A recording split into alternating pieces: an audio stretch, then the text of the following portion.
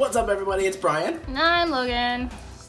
And that's Tops. And we're Crush Cards. Hi friends, how you doing? About a month ago, I put on the community page asking if you guys would be interested in a Yu-Gi-Oh! Lore video of any kind, and an overwhelming amount of you said yes, first of all, and then an even larger amount of you said you really wanted the World Legacy lore. I asked also if you guys would be interested in this being broken up into parts or done in one long video. It seems like a lot of other Yu-Gi tubers did this in parts and then never picked it back up again. So we're just gonna do it in one long video because I'm holding myself accountable and want you guys to enjoy one long video that you don't have to sit on a cliffhanger and not know what's going to happen next. I hope you're home, which you probably are based on the current state of the world, so get some tea, get some coffee, get a cozy chair, and grab a snack because we're gonna be in this for a while and it's gonna be a good time. I'm really excited. I've been deep diving in this for a long time. There's a lot of detail in these archetypes that I had no idea about, and I think it's really fascinating. I'm gonna try and point out as much as I can in all of these cards, so if I miss anything, please put it in the comments and let me know. I am bound to miss something because there is a lot happening here. We also have 99% of the cards. The only ones that we don't have I will throw up on the screen so you don't miss anything. And with that being said, we're gonna get started, so feel free to like, comment, and subscribe if you are A, interested in this video, B, care about my well-being, and C, care about your own personal enjoyment, because this is gonna be a long one, folks. I'm not kidding. I'm doing this whole thing. I'm committing to this, so you better commit with me and you better hit that like and subscribe button. All right, let's do it. World Legacy time. Beep, beep, let's go. Whoop. So starting off, we have World Legacy's Memory and Mech Knight of the Morningstar.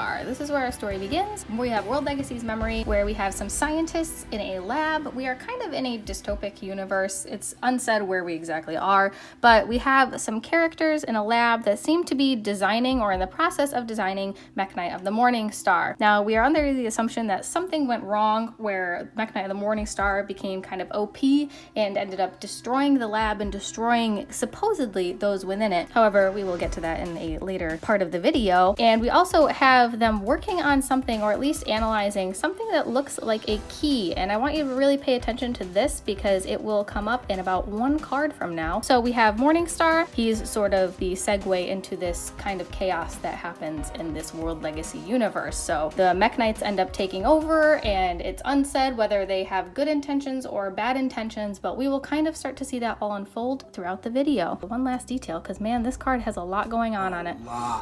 I would like you guys to keep in mind these four characters. We have one that kind of looks like a lion. We have a very small little person with a staff. We have this guy. And then we have this woman with greenish hair and elf-like ears. And we have this little lady with her little headband and blue hair.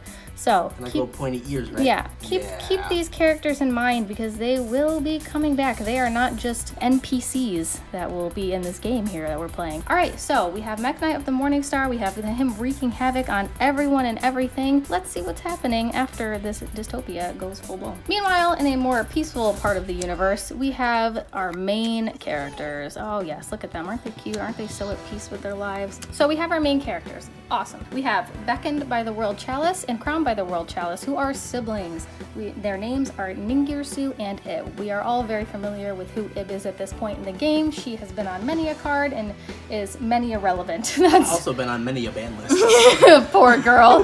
Poor girl hasn't gotten any slack. Oh, we love you. But so we have Beckoned by the World Chalice, who is Ning Gear Sue, Crowned by the World Chalice, who is Ib, World Chalice Guard Dragon, who is our little Imduck, who is our perfect special sweet boy. Mr. Puppy. And then we have Chosen, who is Aurum. It looks like he has some gears and stuff hanging out around him, so I'm under the assumption, based on public knowledge here, that he is Aurum's, because Aurum is so it literally says on his card, inspired by the world hero legends he heard as a boy, this crusader adds a piece to his armor from every monstrosity he destroys. He has set out on a quest from Fairy Lee to recover the 7 world legacies. Ooh, so crusader. Wow, crazy. I wonder what that's gonna lead to, guys. Crusader. On top of that, we have, wow, look at this. Wow, what's this look like? What is this thing that Ib is holding? Oh my god. Oh my god, what? Those are the same thing, guys. Wow. Isn't that wild? So So weird, huh? How did Ib get a hold of this key? What was it bestowed to her? Was it found? Was it an heirloom? We don't really know. But since the world is in this dystopic state, maybe she found it. Maybe it was in the wreckage of something. We literally don't know. So we have our main characters. We have Ning Gear Sue, who's kind of our big brother of the group. He's like the protector of Ib. He's really protective of his sister. And then we have Imduk and Aurum. And they're kind of on the little adventure of the lifetime. They're like, we're gonna save the world. We're gonna keep everyone safe. Everything's gonna be fine. So Ib has her little ribbon in her hair. That will be a motif that you will need to pay attention to. Not only that, but what they are wearing is also very important. These scarves that they have on, more specifically Ning Gear Sue's, they have these really specifically patterned scarves on. So keep an eye on just the way they look, what they're wearing, Ib's ribbon, the staff, pretty much everything. You know what? Just pay attention to every single thing that's on here. Anyway, let's see what our friends find. So next, our friends, they're on the World Legacy Adventure. So we have World Legacy Discovery, World Legacy World Chalice, and Lee the World Chalice Fairy. So World Legacy Discovery is basically them finding the World Chalice. You can sort of see on the card that they come up to it. It's kind of beaten down and looks kind of terrible. And they're like, oh my God, look it, we found one, crazy. I don't know if they have a map or if they've got some wild GPS in their little magical like staff and swords, but these kids seem to find things with no problem. So they find the World Chalice and it activates. So upon activation... Can we just real quick before we activate it?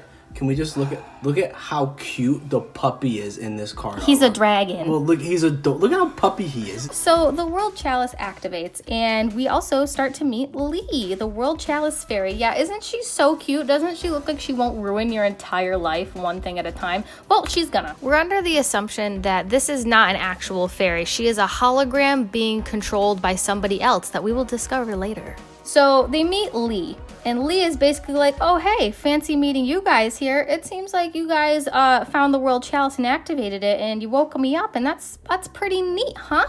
And so when they meet her, they kind of make a deal with her. We have Ib and Lee sort of making a pact here, and they are granted the power of the World Chalice. So she's like, hey, you guys want to save the world? That's cool. I'll help you. Here's some superpowers to level you up on the way, and we'll just travel together, and it'll be a grand old time, and we'll save the world. So they agree to it, and they get their little rank up booster stuff. All right, so here's what we get. We get some leveled up superpower kids. So here's their originals, and here's their first rank up. We have Imduk, who gets a rank up and an age up. We have Aurum, we have Ning Gear Sue, and we have Ib. All right, surprise, they swapped.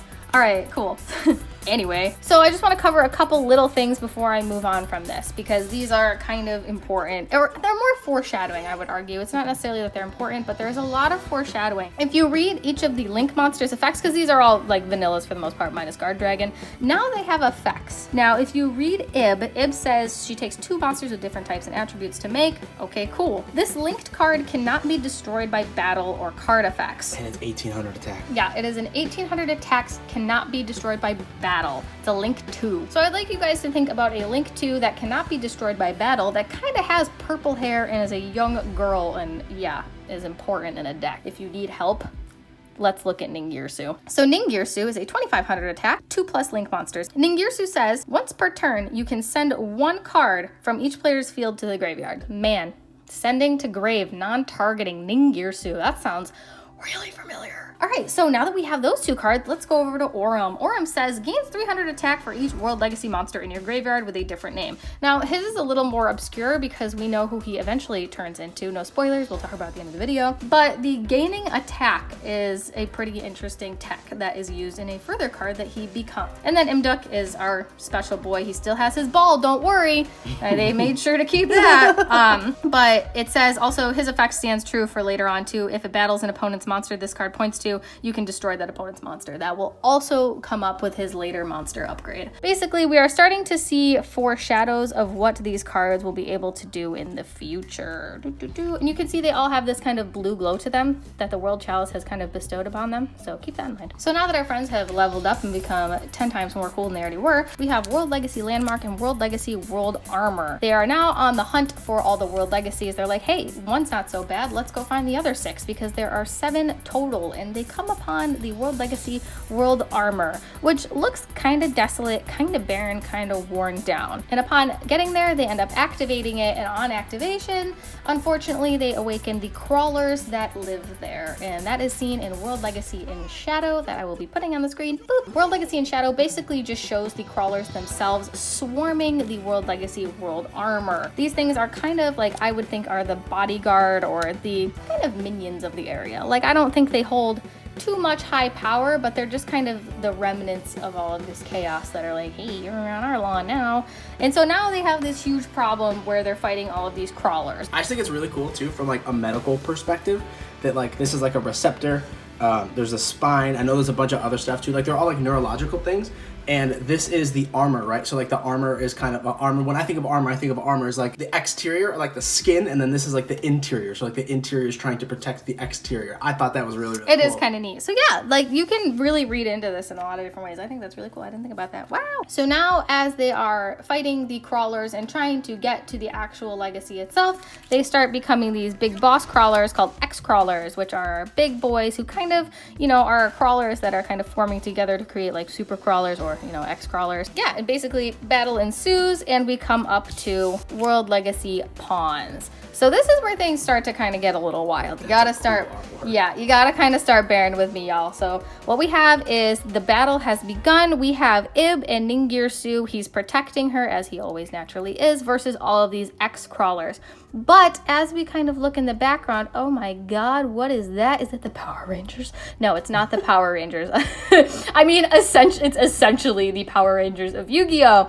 If you guessed Mech Knights, you are correct. Now, this is where things get really interesting because people tend to think that the Mech Knights are the bad guys in this situation, but our theory is that the Mech Knights are actually protectors or godlike figures, and the people in World Legacy Memory tried to recreate that with Morningstar, which ended up backfiring because you can't tamper with something that's already godlike. So these are the actual Mech Knights who are protecting the world legacies. So we see the Mech Knights in the background and they're kind of like, oh hey, there's some stuff going on here, we should probably intervene. On top of that, on the other side, we have World Legacy Clash, which has Aurum and Imduck doing the other side of the fighting, and we can see Lee here. So things start getting a little fishy with Lee. Like, this girl, I never trusted her from the beginning. You never trust a girl who just gives you power for free. Rule number 1 in life. Don't take that for what it is. We see Lee, and her little fairy wing here is kind of starting to get a little blackened, a little purple, and it's kind of sketch as to why that's happening. Maybe she realizes she's in danger, and she's like, uh-oh, I gotta figure out what side I'm on, or else things are gonna start getting a little hairy. So we have the fight happening on this side, and then we have World Legacy Trap Globe, where we have these people up on the back who are the Mech Knights. They kind of take Ib because they're like, so this girl's got too much power. We know what's going on here. She's also got the key that we saw in World Legacy's memory. And seeing that and seeing how all these World Legacies are activating, they're starting to connect the dots and see that Ib has the power here. And so now we have this struggle to kidnap Ib and take her so that they can take the power away from her. And we can see Lee is getting further and further to her little dark side here. And so at this point, they end up successfully capturing Ib, and we can see everyone is very stressed out, and we finally get to see who these captors are. Boink! We have Mech Knight Blue Sky, Mech Knight Indigo Eclipse, Mech Knight Purple Nightfall, Red Moon. We have the ones that no one plays. Mech Knight, Red Moon, Orange Sunset, Yellow Star, and Green Horizon. Wow. Hey, and a hush falls over the crowd. All right, so we have our Mech Knights who are our captors of Ib, and it's very interesting because I would just like to point out how much attributes matter in this part at this point, because for some reason Ib, Ning Gear Sue, and Aurum are fire, water, and earth, which I find interesting, and I'm not sure on the significance yet, but the Mech Knights are all light monsters. I find that interesting because they are seen as the bad guys for the first half of this story. Later on, we'll be talking about a very particular dark attribute that I think is very fitting. So I would just like to point out that maybe the Mech Knights aren't the bad guys in this, and that everyone's perception is just a little warped. I would argue, and we'll see later on, that the Mech Knights might just be there to provide balance. Now, Morningstar was a bit of an outlier because he was a prototype gone wrong, but these guys seem to be keeping balance in terms of the world legacies. They do not want the world legacies to get under the wrong control or to be activated senselessly, which these kids, while it's not their entire fault, they seem to be going around just wanting to save the world without actually thinking about the consequences of saving the world. So and they got brought to the World Legacies by whom? Yeah, Lee started this whole thing, and I'm starting to get the idea that maybe the Mech Knights and Lee aren't super tight with each other. So this might have been their warning sign that, hey, Lee's awake and she's starting trouble. That being said, we have our Mech Knights. Blue Sky seems to be our main guy, our leader. He's got the dual swords. He's pretty BA looking. I love him. I think he's perfect. And then we have the rest. And so now we have World Legacy Key, which is the result of them capturing Ib and taking her key, essentially. They're like, oh, wow, this looks like it's super powered by a super fairy. This is interesting. This is also the same key from World Legacy Memory. If you remember the one that had Morningstar in it, let's just bring that bad boy back out. All right, so clearly this key has some significance for the Mech Knights because they are all interwoven. We don't exactly know why 100%, but they need it. It clearly holds a key-like power that unlocks the World Legacies. So they want it. They don't want her to have it because she's just a child, and it's not wrong of them to basically want it back. They have her captive, and in the meantime, Ning Gear Sue and Orim are on a mission to try and find her and get her back. We have World Legacy Scars and World Legacy World Shield. The World Shield is kind of like the place where all of the Mech Knights convene, and I think that's really interesting that it is at the World Shield of all places because the shield is like the protector or the... Yeah, wow, isn't that wild, guys? It's almost like they're not that bad. So they arrive, they're hanging out up here. And then in the shadow, I would like to point out, this will also come up, the shadow of the shield, we see what appears to be the World Lance just hanging out in the horizon. So that location is going to be very significant in just a few cards. I also think it's really, really interesting that like this is where all the Mech Knights hang out, and then this card's text says that if there's like basically all the Mech Knights present in either field or graveyard, you banish all your opponent's everything. So like that's just kind of cool that like this is where they're all gonna hang out, and then if they're all like, oh yes, that's pretty sweet. Yes, this is the Mech Knight field spell. All Mech Knight monsters on the field gain 300 attack and defense. Once per turn, you can discard a Mech Knight monster or one World Legacy card, draw one card. Crazy. You can banish 8 Mech Knight monsters with different names from your graveyard or field and send your opponent's entire hand and extract to grave. So this card is absolutely nuts. So it's very interesting that this is the field spell. Like I just think that's crazy how relevant that is. So our boys arrive and they're like, hey, we would really love to have her back. That'd be really cool. But chaos essentially ensues, as most things do, and our Mech Knights form together to basically take these two down and form Mech Knight Spectrum Supreme, who is a culmination of all of these cards. You can see he's got the head of Blue Sky, and then we have all of the weapons and parts of the other Mech Knights on him. He has Yellow Star as kind of the bottom piece here. We have the weapons, we have Blue Sky's head, we have Purple Nightfall's cloak. It's basically just a whole bunch of all of them. It's a really, really, really cool battle that's about to ensue. So now we have World Legacy Whispers, which is the fight that is actually happening between the Mech Knight Spectrum Supremes and Orim and Ning Gear Sue trying to capture Ib and get her back. But at this point, man, our fishy sister here, she's full-blown not cute. And this just reiterates the fact that she is a hologram because you can see the blue projection mapping onto her and the rest of it appears to be corrupted, which is just foreshadowing what is going to happen in the future. But so we can see Spectrum Supreme back here. We can see that they still have their World Chalice powers fueling them, so it's at least a pretty good fight. But we're gonna see what Lee does when she encounters Ib. And then we have World Legacy's Secret. This is nightmares. All right, wow, look at her. She looks like she's really gonna give you some power, right, Ib? Yeah, let's just listen to the evil fairy. All right, so basically at this point, Lee comes up to Ib and is like, hey, your friends are dying outside. If you want to help them, I have the power, but if you don't, basically everyone's gonna die and the Mech Knights are gonna take control and ruin your life even more and basically manipulate this story to make it fit her narrative. This is Lee's selfish agenda at this point. She's trying to take over in her own right, which, you know, is really interesting because if we go back to World Legacy's memory, we have the Mech Knight being created, but chaos ensues and we have a scientist who's trying to have control over them, and that scientist fails. And then the Mech Knights take over, and then, oh man, she's really bitter and wants her control back. I don't know, guys, where that's going. Ib is like, oh man, I don't want my whole family to die. I don't want my friends to die. So, I mean, sure, she makes this deal with the devil, and oh boy, let's see what happens here.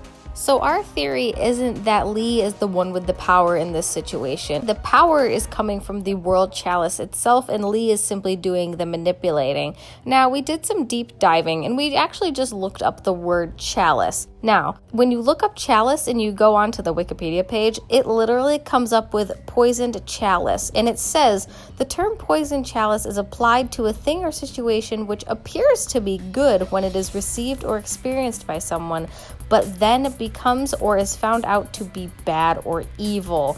Now, we find this really interesting that the World Chalice is considered a chalice because it comes off as really great and powerful at first, but then it seems like it's taking a turn for the evil, and this perception is not what it seems. And so it's just really interesting that the chalice was never what it really seemed, given all of the darkness and witheredness around it, and then its sort of serene appearance. And the fact that Lee was also there and just like, oh hey, here's all this free power, it just seemed a little fishy from the get-go. And to know that this chalice is now poisoned and has all of this corruption around it is going to cause Ib to make the decision to listen to Lee and use the power of the chalice, even though it is no longer good, in order to combine the both of them and create Nightmare Corruptor Ibli, who is the combination of Ib and Lee, as you can see in the name itself. And around her we have these colors that are oddly reminiscent of the Mech Knights, all but one, it seems, which is very interesting.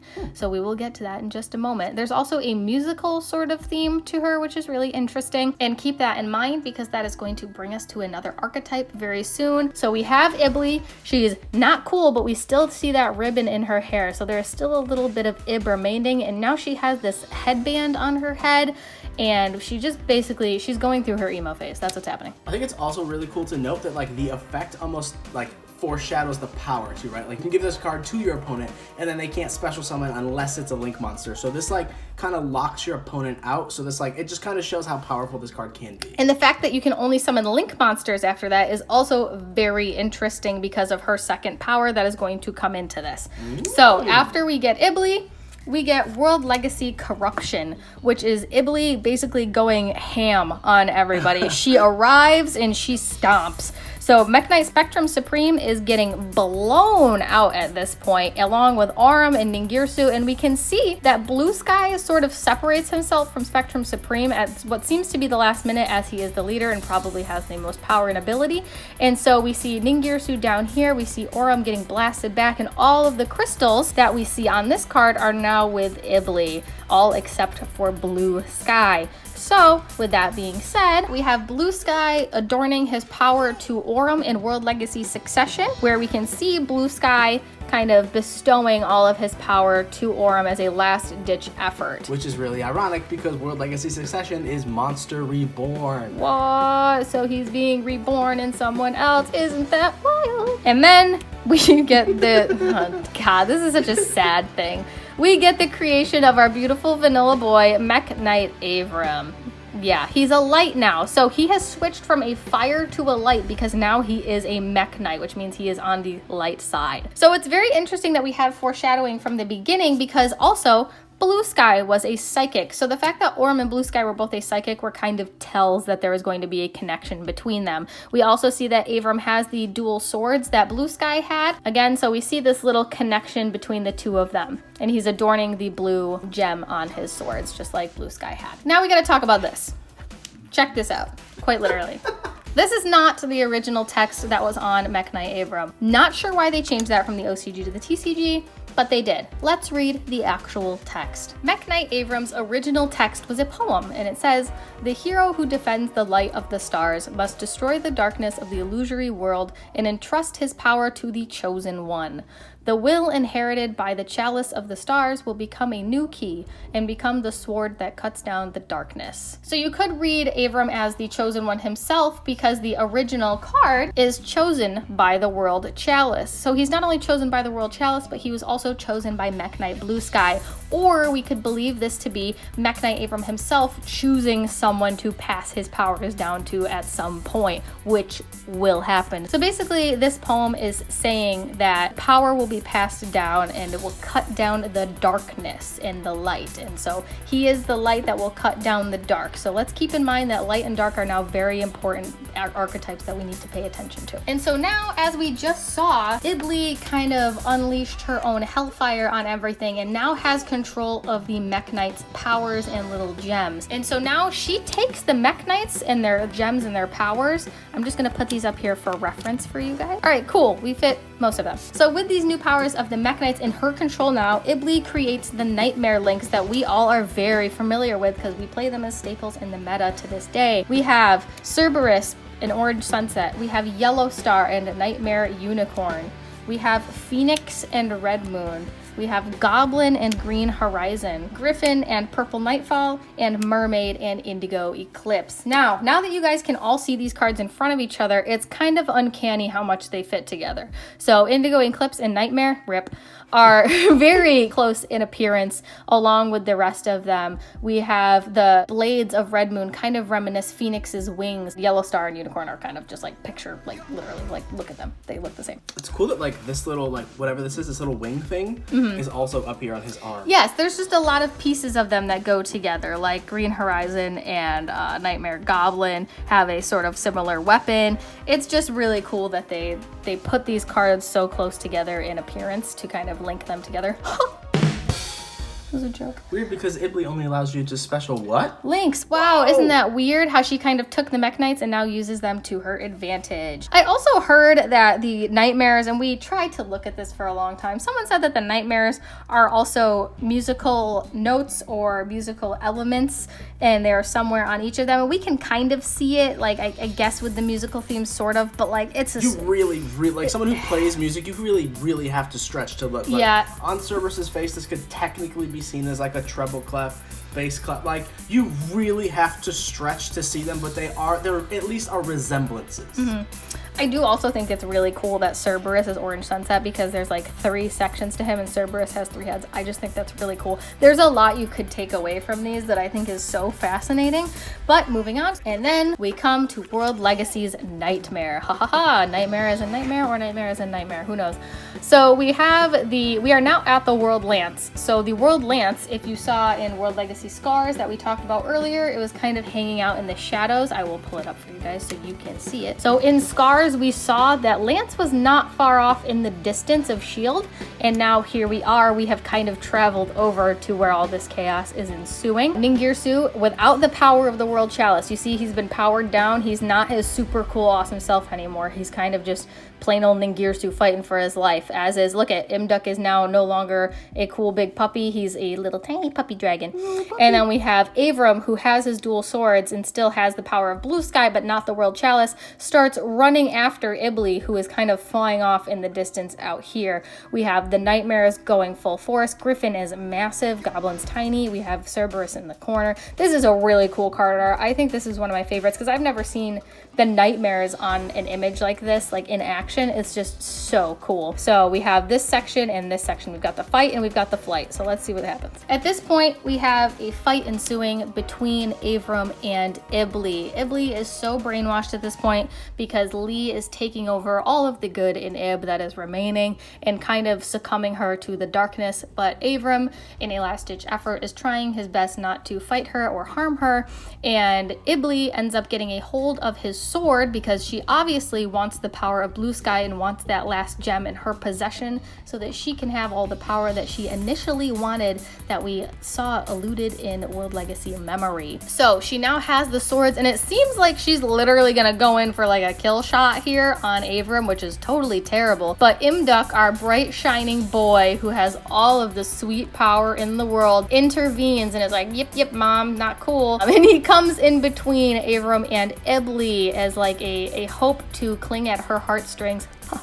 And when he does that, Ibli and Lee kind of disconnect for a moment, and Ib senses Imduk and is kind of like, oh my god, what am I doing? And she uses that to separate herself from Lee and basically gain control of her body back, even if only for a moment. And that brings us to World Legacy Struggle, where Lee and Ib are now completely separated, and Ib is like, you know what, I've had it. I don't want this game anymore. This wasn't worth it. You are a manipulative and selfish piece of work. And she decides that the only way to stop Lee from basically killing everyone she loves and destroying things even further than she already has, she has to literally kill her. In turn, that will also leave her hurting and sacrificing herself. And as you can see, we have Avram and Imduk who are really upset. She is using Avram's sword to do so, and it's kind of morbid. I can't really believe that they printed this card. I find it really insane considering the amount of censoring that goes through, that they let this card come into the TCG. Like, maybe because it's glowing, it's less sword-like, I don't know. But look at the puppy. Yeah, I find it really wild that they were like, yeah, let's put this on it. But you can kind of get a closer look at Ibli's outfit here. We have the musical symbols. What is that, treble clef? Sure. I don't play music. But we have that on her, and we just kind of can get a closer look. Her outfit style is going to remain over time, so keep an eye on how she dresses. But we have Ib, who's basically like, hey, it's over, man. And well, because she's dead. So World Legacy's Sorrow. This is a really sad card as well. This is a really dark time. So Ib has done the unthinkable and sacrificed herself in order to save everyone. You can see kind of all of the darkness trickling out of her bit by bit. It's still blue. It is unknown if Lee is still within her, or if Lee is separated, or if Lee is just part of this mist that is coming out of Ib. We see Ning Gear Sue, who is absolutely distraught in the background. I mean, he just watched his sister kill herself, which is not the best thing in the world. We have poor little Imduk, who is just upset. Avram is in denial, essentially. And this is just a really tough time for them, because now they have lost her and they don't really know what to do with themselves. And especially Ning Gear Sue. He is clearly going through a lot of shock, and that's going to really impact him as a person in the next half of this video. So Ib is down for the count. Lee's whereabouts or entity likeness is unknown, and we're gonna see what happens to our little heroes now that they're down a member. And so now, after that really morbid cliffhanger, we have arrived to part 2. If you are still here, thank you so much. I really hope you guys are enjoying this. You guys really wanted the long one-take video, so hopefully you're still sitting here watching, because I really enjoy this video and I hope you're enjoying it. I'm really proud of it too. There was a lot of research and love that went into this, and I'm still sure that I'm missing things that I wanted to talk about, and hopefully I remember at some point. But if you're still here, please consider liking, commenting, and subscribing to the channel and everything else, because it helps us create more stuff. I would love to do more lore videos in the future, and it would just be really great to have you here as a part of our little family here. So I hope you got a snack, I hope you got some tea, hope you're cozy and comfy still, because we're gonna get into the very insane and eventful second half of this adventure. With that being said, we have Mech Knight Avram, who has passed in time and grown up to be Crusadia Maximus, and we have Crusadia Draco, who is our Imduk. Some time has gone by. They have kind of become mercenaries at this point, because after the whole nightmare disaster and Ib dying and Ning Gear Sue sort of leaving and going on his own way to grieve in some form of another, and we will get to that, we have these two who have set off on their own way, their own kind of crusades, as we could assume, to sort of keep looking for the world legacy. So with that being said, they end up meeting Crusadia Leonis, Crusadia Arborea, and Crusadia Reclusia. Together, they become the Crusadia team. It's also worth noting that they are each a different attribute: earth, water, and fire, like the original three, Aurum, Ib, and Ning Gear Sue. As you can see from the three of them, I told you guys in the beginning of the video to keep an eye on three very particular characters. We have the green hair of Arborea here with the ears that are very clearly defined. We have Reclusia, who is our little guy with his little wand, and Leonis, who is clearly a lion. I find it very interesting that these three are now Crusadias when they were scientists beforehand.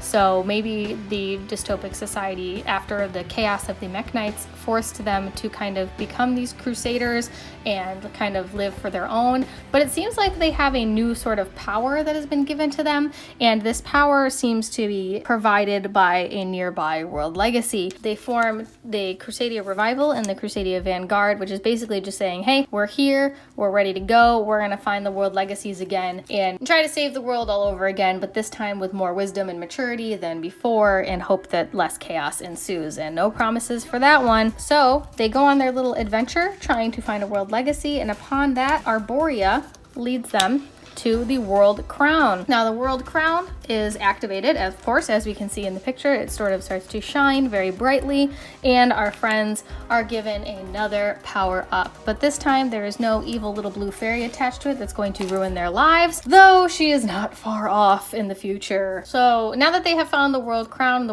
is granting them power. We have literally Crusadia power, where they are being granted these abilities and they are getting their boost up. So let's see what their actual boost ends up being. It's Morphin time, team. Leonis, Maximus, Reclusia, and Arborea, who become Regulex, Equimex, Magius, and Spatha.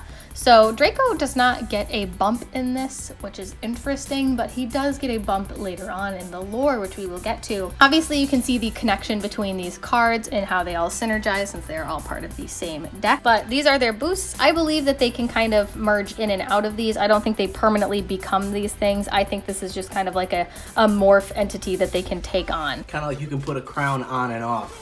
Isn't that crazy? And so as they are on their missions to find the other world legacies and the ones that have not been activated yet, they come upon a crawler that is just clinging to life in World Legacy Survivor. You can kind of see he's activated, but he's not really going anywhere. He's not doing too hot. And they kind of come across him, and in some sort of way, I guess they feel bad for him. And they decide to help him out. And Maximus uses his power of the blue sky sword that he has to basically make it for their side and for their... So you can see he gets that blue look to him. He's clearly on the right side of things now. Part of the reason that we feel like the powers can kind of go back and forth is because in the Crusadia deck, not only does it say it's Crusadia Crawler, but you use this to special summon 2 Equimex's arrows. It kind of shows that this happens after the transformation, which just like leads us to believe that they can kind of go back and forth. So in the meantime, let's see what Ning Gear Sue is up to. Now we are shifting things. We are moving on from the Crusadia side and going into, what could it be, folks? It's Orcus. Woohoo! Yay, Orcus! Yay, Orcus! So it's I actually never cared about Orcus, but now I really have like a soft side for this whole deck core now, and it like makes me really sad that it's like dead. Anyway, so we have a secret rare Orchestrated Return here, which is a very relevant card back when it was played. So we have Ning Gear Sue here holding Ib's ribbon from her hair, and we also have Mcknight Blue Sky's other sword, which is interesting to note because back when Ibli sacrificed herself, we had one sword going into her body, and Avram obviously had the other sword. So Maximus now currently only has one sword, and Ning Gear Sue must have left with the other one. And naturally, I don't think they fought about it, or maybe Ning Gear Sue fled. We don't really know what happened between them. There must be some sort of beef though, because they are not together. So for this, we are back in the lab. We have only been in the lab for one other card so far, and it's pretty telling why we are there. So we have Ning Gear Sue, and we have the body of Ib in a capsule in the front by Ning Gear Sue, and hooked up to it are a bunch of sort of tubes that lead up to a machine that is being built. And this machine, as we will find out, is Galatea.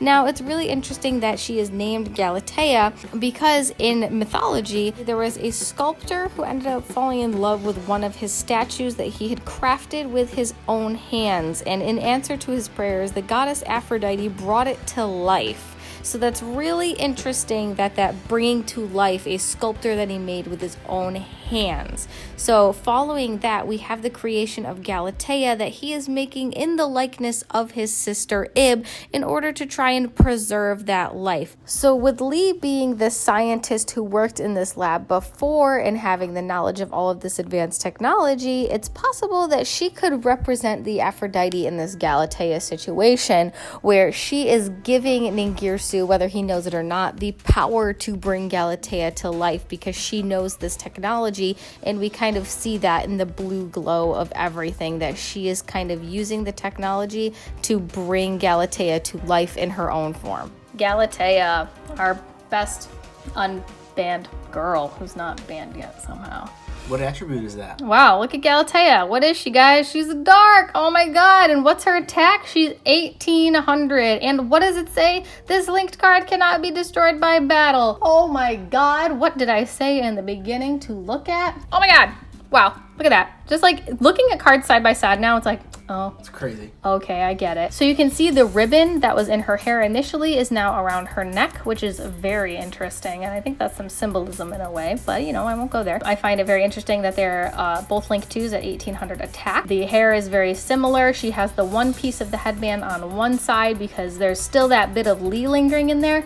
And I do think it's interesting that Ib's outfit kind of makes the same shape of Blue Sky's sword from the very beginning. So it kind of looks like Galatea from the get-go, which is very interesting. Ning Gear Sue gave Galatea Blue Sky's sword to wield, and so not only do we have Ib and Lee sort of combined in this one body, again, these poor girls can't separate from each other, but now she's OP and powered up. And so Ning Gear Sue also kind of gets a power up at this point and becomes Long Gear Sue, the Orcus Orchestrator. He is also a dark now. Do you see the archetype has kind of morphed into its own attribute of darkness? Maximus, aka Avram, is a light, and now we have Long Gear Sue, who has kind of fallen into the dark. It appears that he picked up the world legacies that were left behind from before, because the only ones they encountered before were the armor, the shield, and the lance. The lance was the last one we saw during World Legacies Nightmare. The shield was where the Mech Knights were, and the armor was where they encountered the crawlers. And so he has 3 of the 7 world legacies, which is kind of insane. So now, using all of these powers, he creates, with Galatea, everyone's favorite field spell, Orchestrated Babel.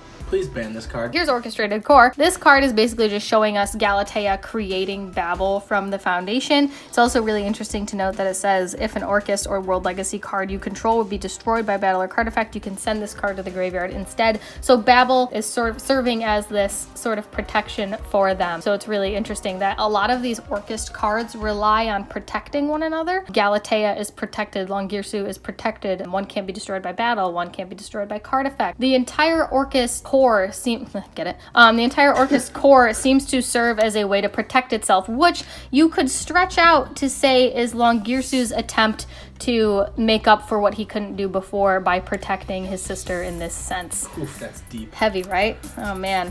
What a guy. Poor dude. He's so messed up from this. And up top of Babel, we have Long Gear Sue fixating the World Wand. And you can see the top of Babel on this card just peeking through the skies. My god, it is very tall.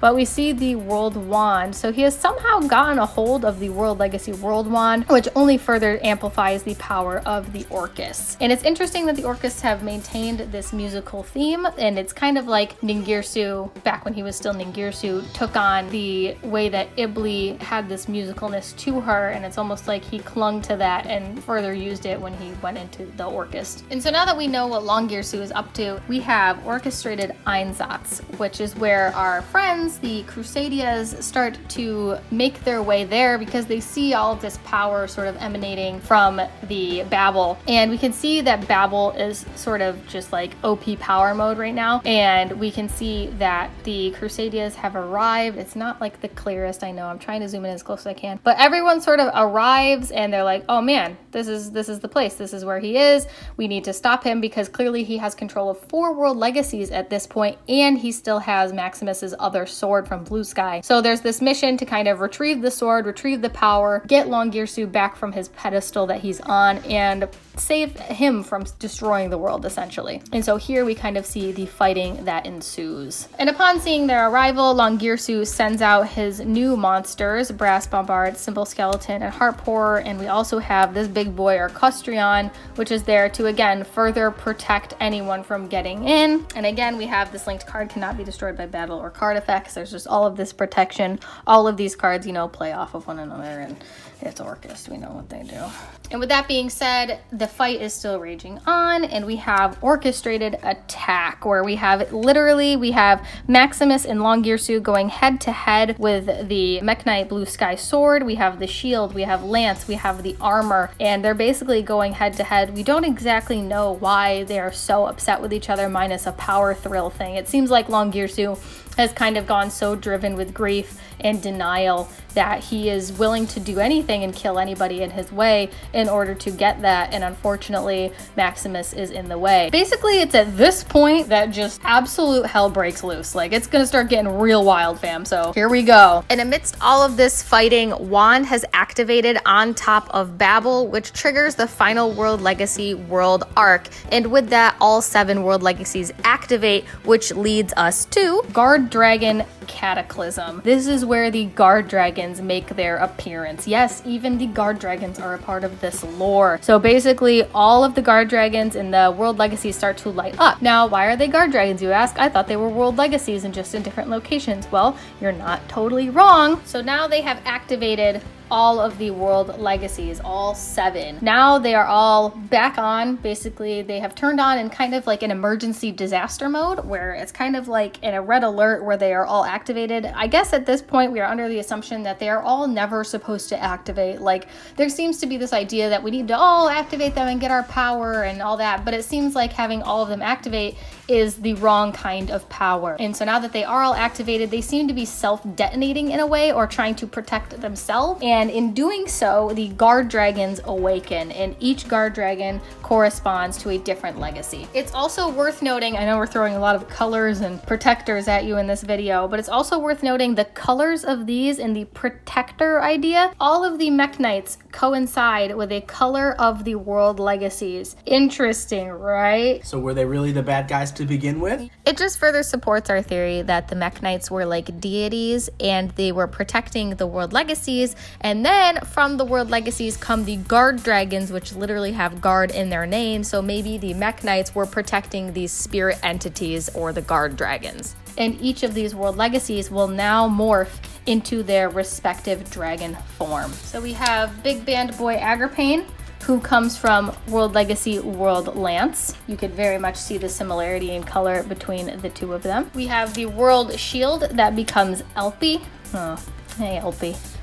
I know no one likes you, but... You're going on the next ban list, bud. Sorry, Elpie. The World Armor and Pisty. We have World Wand, which becomes Guard Dragon Promenesis. And then we have World Legacy World Arc, which becomes Guard Dragon Andre. Yeah, this will become very important very soon. So keep an eye on the duality of this card and how there are 2 dragons on it. Then we have World Crown, which becomes Guard Dragon Garmedes. That become that, or what? We have World Legacy World Chalice that becomes Guard Dragon just yeah. Interesting to note too that the World Legacy World Chalice was the one in which gave all the vanillas power. And I just think it's interesting that it becomes a vanilla card. Yeah, it is very interesting how the tables have turned. And it says the fate of the world depends on the Guard Dragon born from the World Legacy. Ooh. So, but note also that all of the World Legacies beforehand were darks, just pointing that out. And now they all kind of morph into a different attribute. They all become earth, wind, water, fire, etc. Also worth noting that as we can see, it became this vanilla. It is a level 2 water. Golly, folks, we're in the beginning of the video. If you can stretch your memory back that far, did we see a level 2 water monster where the fate of the world depended on her? Oh my god. Whoa. Ib, she is a level 2 water vanilla. Isn't that kind of weird how that all worked out? I think that's kind of whack. Oh, noted. This is a tuner. So now we have Guard Dragon Core awakening. Everything has kind of awoken from the depths, and the Guard Dragons are alive and kicking, and they are not happy. So now on top of Ning Gear Sue and Galatea and Maximus and all of the Crusadias and pretty much everyone going at it, we have the Guard Dragons who are now very unhappy with the state of things and are also adding to their own drama. Among all this fighting, we kind of get the sense that Lee starts to sink her teeth back into this body of Galatea, and it's starting to get a little OP all over again. And unfortunately, due to Ning Gear Sue's desperation, we end up seeing the formation of Orchest Nightmare, which brings us back to when Nightmare Ibli existed, and now she has just taken on a new form. That darkness has never gone anywhere, and she is back with a vengeance. She's kind of just gone insane. She's got this crazy look in her eye. She is totally overpowered at this point. She's taken all of the Orchest monsters and kind of become this scary amalgamation of power. Her hair is starting to turn blue like Lee's originally was, again taking over Ib. And 4 wings too, like the fairy. Yeah, and yes, the wings are there, and you can also see the sword. She has covered up the gem of blue sky, which is very interesting. So we see that more, this is just basically just Apocalypse the day. As if they were trying to save the world. It seems like nothing seems to be going that way. And so now with Nightmare being super OP and overblown with power again, she goes to attack Maximus / Avram as he is fighting Ning Gear Sue in order to now protect what is Ning Gear Sue and her brother, and also just the person that gave her new body life. And this is seen in Guard Dragon Shield, where we see Nightmare tries to attack Maximus, but our sweet special boy, our sweet angel, he again has to be the better man and jump in between the chaos in order to save Maximus this time. And he jumps in and he ends up facing the blow of the attack from Nightmare. You can see Spatha is down here, and you can see all this nonsense that's going on here. So our poor puppy dog dragon, whatever you want to call him, just did the unthinkable for a second time. And so now we see another very popular card, World Legacy Guard Dragon. Ooh, this card is foreshadowing. Because what does it do? Special summon a level 4 Lord Dragon monster from your graveyard. So we see Maximus grieving over Draco, which is really sad. And so while Draco gave his life in order to protect him, he did end up bouncing back the attack from Nightmare, and we will see how that impacted Galatea and if she survived. So now we have orchestrated release, which shows that Galatea did survive, but she is no longer Nightmare, though she is still very power hungry. And we have Ning Gear Sue, who has brought the body of Ib from the lab from orchestrated return. And it looks like Galatea is trying to use Ib's body as a tribute to gain more power.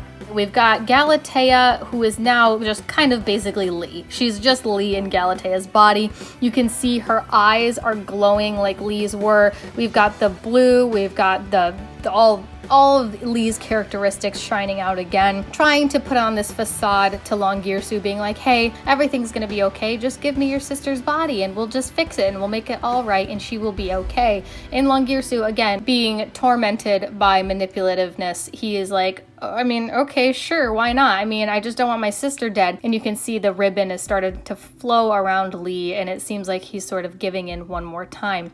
But it's also worth noting that the guard dragons are behind her, Elpie, Pisty, and Agripane, and there seems to be a sort of fusion that is going to take effect between them. And with this fusion, we see the incarnation. Oh, that's really funny. I wasn't intentionally saying that. We have Nightmare incarnation Idly, not Ibly, Idly. We have a lot going on here. We have the hair of Lee. We have very few remnants of what is actually Ib in this. We only have pretty much nothing. Actually, there's literally nothing resembling Ib in here. It's like the face of Galatea. Yeah, it's Galatea's face. We have these really weird, like, holographic wing things. We have the guard dragons kind of lingering around in her hair as like a spirit form. And basically, she's just full form destruction at this point. And when she is summoned, if your opponent controls more link monsters, you can send all link monsters on the field to the graveyard. So again, there's a lot of playing with links because both sides are now very link heavy between Orcust and the Crusadias. There's a lot of link materials on field at one point. So the fact that she goes and she wipes it all out is kind of telling to what is happening. She's basically now at such a point of power that she can wipe entire fields. So now that Idly has basically taken over again and is just wreaking more havoc, she uses World Legacy Monstrosity to summon Duex Crawler. Now World Legacy Monstrosity basically allows you to get this card out for free. And so then we have this big boy on here who's also just adding to the issues. So now that the Link Guard Dragons have gone corrupted and joined the side of Idly, we still have the main deck Guard Dragons, and here on the left we have Guard Dragon Andrake, and Andrake combines with the spirit of Imduk or Draco in order to fight for the good side. And then here they end up splitting in terms of spirit, which is why there are two on here, and we end up getting Almarduke and Mellowdark. Almarduke is the virtuous side that we end up getting, and then Mellowdark is the not virtuous or the dark side. It's also interesting to note that Almarduke destroys link monsters, And again, it says when an attack is declared involving this card as in an opponent's link monster, you can banish a link monster with the same link rating as that monster from your field to the graveyard and destroy that opponent's monster. And it's also interesting to see that they have all remained wind over time. So when Imduk first got his little power up, he is able to destroy monsters when he starts to battle them, and that still holds true with Almardu. You can banish a link monster with the same link rating from your field or grave and destroy your opponent's monster. So it's very interesting how these all kind of remain consistent through time. And again, the attributes are really big tells for what will follow in the future of the lore. And so now, in the meantime, on top of everything that's happening, now Ning Gear Sue is really unhappy because he has been manipulated again, and Italy is wreaking havoc, and now she has his sister's body and is using her again in order to reap benefits, and basically is just using Ib as this shell for her own purposes. And with that, Ning Gear Sue creates Ning Gear Sue, the Orchest of the Evening Star. We are all very familiar with what he does. Sends. Isn't that strange? Yeah, isn't that really weird how he sends and how from the actual get-go? Ning Gear Sue. So once per turn, you can send one card from each player's field to the graveyard. So that's very interesting how that is held true. Now, some people like to argue that Ning Gear Sue becomes Ning Gear Sue, or that he just controls Ning Gear Sue. I don't think he actually becomes Ning Gear Sue, because in later cards we will see that he is still in his human form.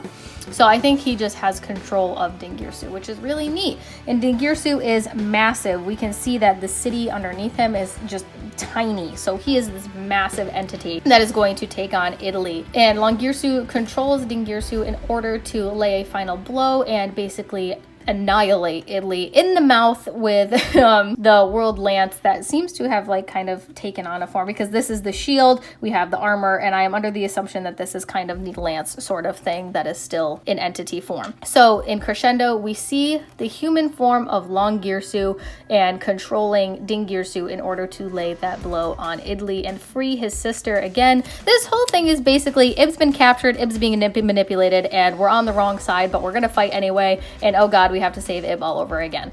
This poor girl has not been able to rest in peace this whole time. So now Italy is hopefully dead, but we have the dilemma of Guard Dragon reincarnation. We have Ib's body, again, this poor body, is being ripped from Italy at just the right time before everything perishes forever. We can see Italy sort of falling apart at the seams, and we have Guard Dragon Justicia, whatever you want to call it, kind of, yeah, coming forth to sort of save Ib with its own power. And you guys are going to be very familiar with the card that comes up next, but these two bind in order to not only give Ib life again, but to create Ib, the World Chalice Justiciar. I think it's really interesting that the Guard Dragon card is a tuner, not that it can actually tune with the Ib card itself, but it is interesting that it is a tuner and that it actually, like, the card itself is a synchro. So I think that's actually kind of cool that it did that. And she goes back to being a water, so she goes back to her original attribute, which the Guard Dragon itself was. So it's interesting to see how she kind of takes on the wings of the Guard Dragon when she is reincarnated, and the sword itself has kind of taken on this new form as like a staff. So it's not a sword anymore, it is a weapon of peace and not so much a weapon of destruction. Unfortunately, now things have started to go even more into hell than they already have, and we have the world legacy collapse. The core of what seems to be their universe is starting to literally just fall apart and literally collapse. And the card that is on here is the World Gears of Theurgical Demiurgy.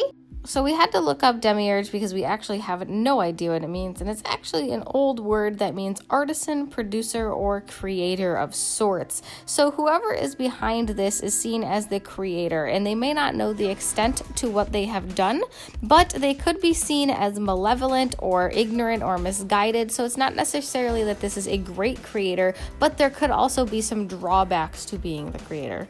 So we have the world kind of falling apart. And it's at this point that Maximus comes back from whatever he was doing, all of the fighting and the chaos, and he is like, hey guys, so the world's literally ending around us. It would be really cool if I could get a slight power up just so I could kind of deal with this. And everyone is in agreement because basically he has been able to lead them through all of this, and he is basically the chosen one. He is still the chosen one. And at this point, everyone decides to give him all of their power. And so we see Arborea, we see Leonis, Reclusia, we see Ib in there too. We see Blue Sky, we see his spirit, and we see Imduk's spirit, or Almerduk. And they all sort of put their power into him. And you can see he now has both of his swords back. He has Ib's staff and he has the Blue Sky's sword. So now everything is back in his control. And oh my god, what is he going to get ranked up into, guys? Beats me. I don't know. Maybe it's Best Boy Avermax. Oh my god. Look at him. He is no longer Maximus. He has gone back to Avram, and he is still the Mech Knight that he was before with the Crusadia. It's kind of everything put into one. Avram, Maximus, Crusadia, Mech Knight. It's all there. He is still a light, and now he is a Cyberse. So as you can see, the key that Ib had before that was originally the Sword of Blue Sky and then became her new staff is now back to being the key from World Legacy Memory. So if we look at World Legacy Memory one more time, we can see the key, and now we can see it is back in its initial form, which is really, really interesting. I'm gonna keep this card out because we're gonna go back to it in just a second. So we can see that Avram got his big old booster, and he's a big old powerful boy. So if he battles special summon monster, he gains the attack, much like Orum's sort of little baby boost that he had in his original Link. And also in Equimax, how he also gains the attack of the monster, which is really wild how that all kind of culminated into Avermax Best Boy. Moving on. And so now it is Avermax's job to basically go into the world gears and try to fix this. He has to figure out what is inside of it, what is at the core, what is really going on to cause all of this chaos. And weirdly enough, upon getting inside of the gears, he finds this young lady in World Legacy Bestowal. So if you can see, Avermax kind of comes upon this young girl who's like clutching some pink thing. It looks like she doesn't look very old, but she also doesn't look super young. She looks a lot like the scientist that we see in the very beginning. And I mean look like, I mean she is. Like, we can see they have the exact same headpieces, the hair is the same, she has the tattered lab coat and the skirt. It's very interesting how this whole time the Demiurge was Lee, and she was hungry on a power trip, and she was trying to fashion reality to fit her narrative because she had the power of technology in her hands. She tried to make it work when in reality all just collapsed on top of her and seems to have corrupted everything. But now she clearly is showing regret. And so Avermax sits with her and is basically like, hey, you can either fix this with me and we can come together and end it and make it all better, or we can all die. It's also interesting to note the actual card text of Bestowal, which says you can activate one of the following effects. You can send one Link monster your opponent controls to the graveyard, non-targeting, which would be her choosing not to side with Avermax and would therefore send Avermax to the graveyard. Which is cool because Avermax has protection from destruction. So the fact that this doesn't destroy, it just sends, is really interesting.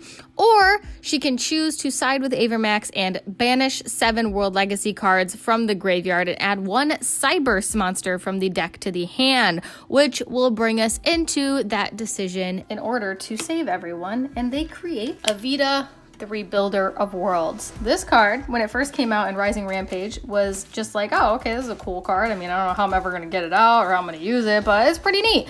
But it's really interesting. Let me read the card. So it is a light, which is very interesting to note. Like and it says, 70. Yeah, it says cannot be normal summoned set. Must be special summoned from your hand by there being at least 8 or more Link monsters with different names on the field or in the graveyards. You cannot special summon other monsters the turn you special summon this card. This card's special summon cannot be negated. If this card is special summoned, shuffle all other monsters that are banished on the field and in the graveyards into the decks. Neither player can activate cards in response to this activation.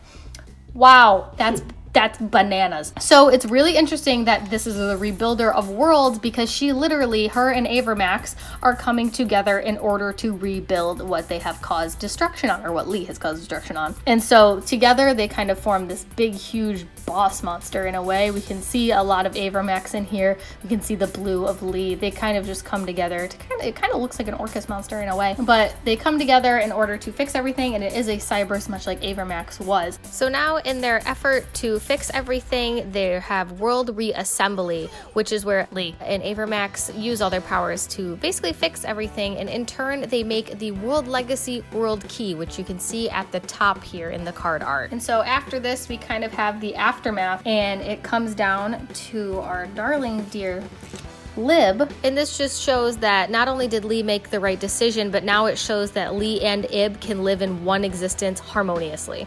She has been bestowed with this key, which is from the World Legacy, and we get the World Key. So let's talk about these three. So after everything happens, we see this sort of blue light coming down, and she is being given a key, and she no longer has a staff, but now she has this key. Now it's clear that Avram is not coming back down. So it seems like it was almost like a sacrificial thing. They became Avita in order to fix everything, but also gave their lives in order to protect everybody else. The spirit of Avermax seems to lie within this key. It is still kind of reminiscent of Blue Sky's sword. It has the little notch of the gem inside of it. It's glowing blue. It still kind of looks like the key itself with that little kind of curve at the top by the handle. It's also a pretty interesting card. It says if this card battles an opponent's link monster, you can return that to the extra deck. Kind of like comes full circle too, because everything was about like protection, and this just gets around protection. So it comes back to getting rid of problems and getting through all of these issues that they've been facing, and this key is sort of the thing to get them there, much like the key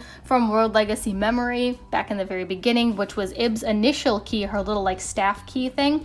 Now her key has become something entirely different. So we had this key at first that she was wielding, and now she has the actual world key. So she was destined to have this key from the very beginning.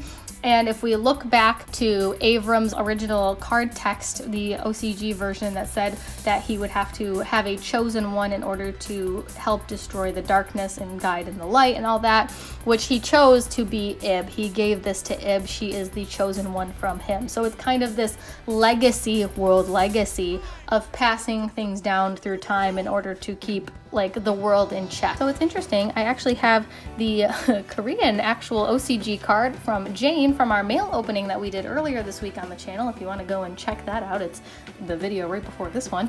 And we also have the beautiful English translation version from our friends at Cardboard Gaming, who do all of our custom field centers and who do your custom field centers if you've ever ordered from him.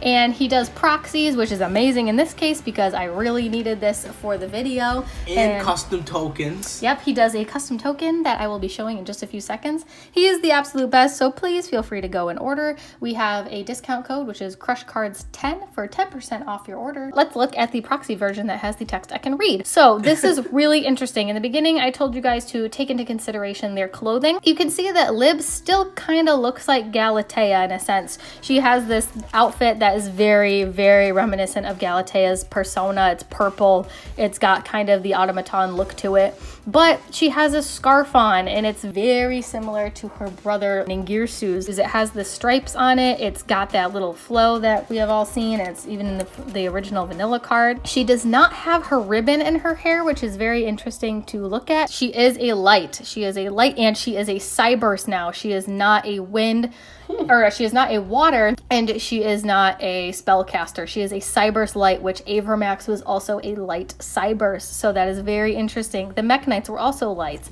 So this is, again, all very important things to realize. We don't know a lot yet because Eternity Code is not out yet. I do not know what World Legacy cards might come out along with it. We have Mech Knight Orcus Gear Sue, which we have just talked about. I think he is more for good at this point. We had the original Ning Gear Sue, who wasn't necessarily bad, but he wasn't really on the good side either. Long Gear Sue, we don't know where he is. There is not another card for him particularly, but it seems like he created Mech Knight Orcus Gear Sue as a sort of way to help continue to keep peace. He has Ib's ribbon tied around his arm. He has kind of Blue Sky's Mech Knight look to him, and there seems to be like a small fairy version of Lee and or Galatea that is like, hey, cool, I'm gonna accompany you on your journey. Once again, we don't know exactly if that's where the story lore goes, but just based on the card artwork and the knowledge that we have so far, I mean, you do have the Ning Gear Sue staff. You have the head of what looks like Spectrum Supreme or kind of like Blue Sky, which is kind of that protector-esque effect, which also it's a Mech Knight. The card allows you to do a lot of Mech Knight-ish things. So it has that like protector ability to it. I do also have a question because it says if you can send an Orcust or World Legacy card from your deck to the graveyard, then if 2 or more cards are in this card's column, this card is treated as a tuner this turn. If you control no other monsters, you can special summon 1 World Legacy token to both players' fields in defense position. So if this becomes a level 4 tuner and this is a level 1, I do find it very interesting that Ib is a level 5 synchro. That's interesting. That's so really I don't know if that was intended because she's banned. But I do think that's interesting that you can synchro for 5 into Ib. I don't know if that was the intention, but I think that is very interesting how it all kind of recirculates constantly. There's probably a lot that I didn't get to talk about. I wish I could remember every single thing that I needed to say. I probably forgot and or screwed up somewhere, but I hope you guys enjoyed this. I really enjoyed making this video. I could talk about this all day. Oh man, I didn't even talk about the mythology of Orpheus and the Ning Gear Sue thing. Oh man. Well, if you want me to do a really short little video sometime in the next week or 2 about the Ning Gear Sue Orpheus mythology, I would be more than happy to do that. I completely forgot. I'm so sorry. But leave it in the comments, remind me, and I will completely do it. It'll be a short 10-minute video because it's not super much to talk about, but we can break it down. If you would like to see more lore videos, please also let me know, and let me know what lore you would like to see next. There's Dual Terminal, I've been getting True Draco, I've been getting Shadalls as a really big request, so let me know. I would be more than happy to do it. But thank you guys so much for sitting on this journey with me. If you're still here, I really appreciate you, and I hope you enjoyed it. I had a lot of fun talking about it. It's been a lot, and I know it was a lot of talking, but I hope you put this on and you felt relaxed, and I hope you had fun, because I did. I always do. But be sure to like, comment, subscribe if you enjoyed this video. I love you guys. You matter. Thank you for sitting through this. You're amazing. Bye.